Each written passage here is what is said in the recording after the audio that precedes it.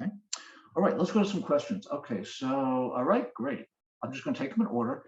I'm looking to my other screen because I got the three screens in front of me. That makes me feel important. I have three screens in front of me, kind of like a trader on Wall Street, which I wanted to be, but I wasn't qualified. We, what advice would I give to include work experience and duties on LinkedIn? Okay, so what should you include in terms of LinkedIn duties and experiences? So you want to have a robust experience section because that's a keyword search optimization section. Um, I generally like a LinkedIn profile to be robust, meaning everything filled in. Now, if you're 56 and you don't want to list 100 jobs you've had in your life, okay. But I think generally most of your jobs and most of your companies should go on your LinkedIn profile because that means you'll be searchable. So I think that in terms of the number of companies, I think you want to have the companies on there. And in terms of your duties, I would have your duties on there because that section is a keyword search area. So if I just simply say career coach and I don't describe what I do as a career coach, that's not going to help somebody find me. So I think the idea is you want to be as descriptive as possible about your job responsibilities. Now, obviously, you don't say anything that's confidential. You don't say anything that's going to get you fired. But I think that people should fill in the LinkedIn profile as much as possible, especially the experience section. Okay, so if anybody's a follow-up question to that, just put it in the chat. Okay, another question: how far back in years should you mention on your resume? And some use 10 to 15. Okay, this is an incredibly good question with an incredibly partially complicated answer. On one hand, people only care about what you've done in the last 5 to 10 years. As I mentioned, no one cares about the fact that I won a science award in 4th grade, except my mother. And she's still alive, God bless her. I think she still brags about it to her friends. Nobody cares. So nobody is really going to care what you did as a general rule. And I'm going to use the word general because there's always exceptions. I have a client that was in the FBI 15 years ago, and now he works on crime-related activities. Well, that's really important that he puts that he was on the FBI and it was 15 years ago, because nobody else in his line of work is really in the FBI.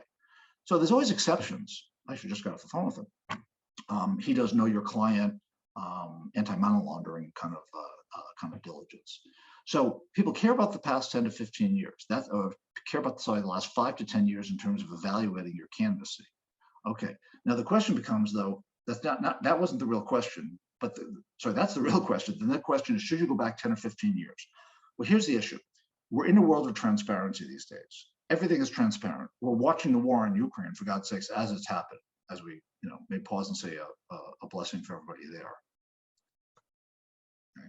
So everything is transparency these days. Social, economic, religious, LGBTQ. I mean, everything is about transparency these days. So there's no rule for a resume. Absolutely no rule for a resume. So you can put anything on there that you want. However, there's been a sea change in what's happened over the last couple of years in terms of how someone does a background check on you. So in other words, what happens typically? You submit your resume for a job either through the computer or a friend passes your resume in.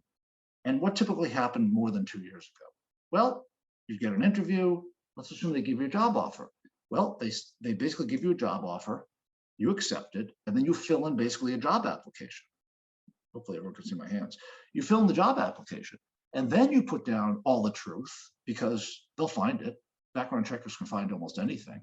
So in the old world, you get to fit the truth in on this on the employment application.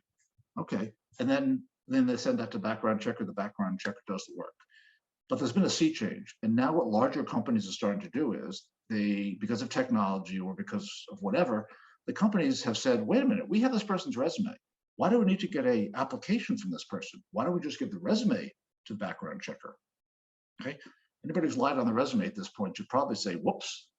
Now, how prevalent is it? I don't know, but I can tell you the big companies are starting to do this because it saves time, saves energy, and everything else. So if you do want to lie on your resume, I'm not that's your business. I'm not one to say lie or don't lie, but if you do, and that gets given directly to a background checker and they find an inconsistency, unless it's an inconsistency of a small thing like April of 2012, you left a job as opposed to May, you put it down. If there's a serious inconsistency, they could withdraw your application, withdraw your job offer. And I've seen it happen before. So obviously there's a fine line because you may not want to put everything on your resume or every little detail. But on the other hand, it is sometimes used as a background check. So I think the long and the short is 5 to 10 years is what people care about, but I would probably list all the jobs on my resume. Now, you don't have to make them front and center.